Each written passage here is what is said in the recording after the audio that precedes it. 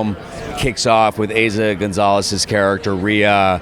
She's blacked out, completely beat up, bloody, on the floor of a space station on another planet. And she wakes up. She has no idea where she is. She has no idea who she is. And within 30 seconds, you realize that her entire crew has been massacred, and they're just scattered around the space station. And then all of a sudden, my character shows up out of nowhere, and she attacks him, and they're just trying to figure out what the hell happened and who they can trust. And it's great. It's a family comedy, you know. It was a scary journey for me.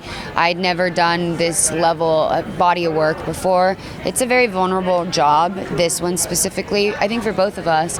And having a friend on set with you while you're going through this journey, you know, it's not a lot of people talk about how safety, emotional safety becomes crucial to a good performance.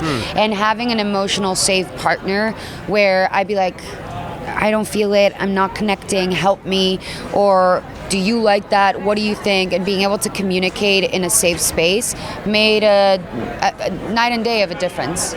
I think because I'm such a gamer, I try to pull more of those influences in more than the cinematic ones, because, you know, you can't out-alien, right? You're just never going to do it. You're never going to outdo that, or you're not going to outdo Interstellar, you know, it's just like, so on a very small budget. So I was like, well, what should I pull from? And the script reminded me of video games. It reminded me of Silent Hill and Dead Space and all these classic survival horror things. So I just was like, okay, well, we're just going to go all the way with that then. We're going to just go all the way in, and I hope the gamers are with me, because I think that they'll know when they see it.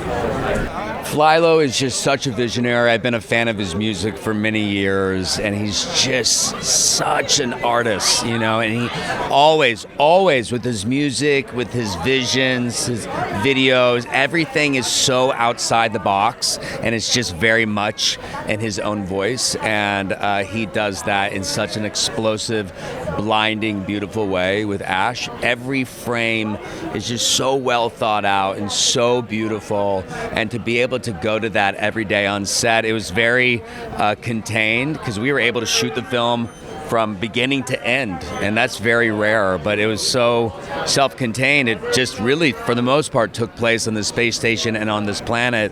So the set was a space station with the planet surrounding it inside of a warehouse, you know, and you were just transported there every single day, and that's all because of Flylo.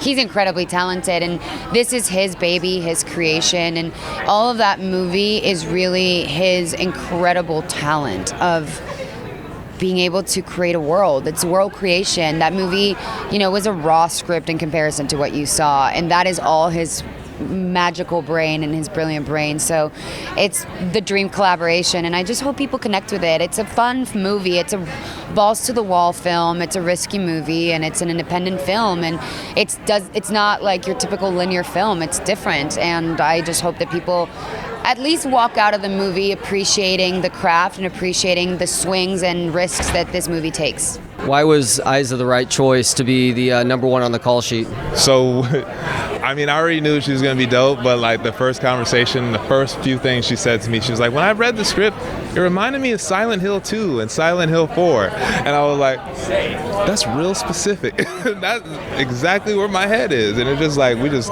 clicked from there and just kept going. And, you know, she's just so dedicated, and she was kind of, honestly, in a somewhat similar situation as me, where I do feel like there was a part of her, she's like, I'm here to prove that I'm a lead actress and I can carry a movie myself.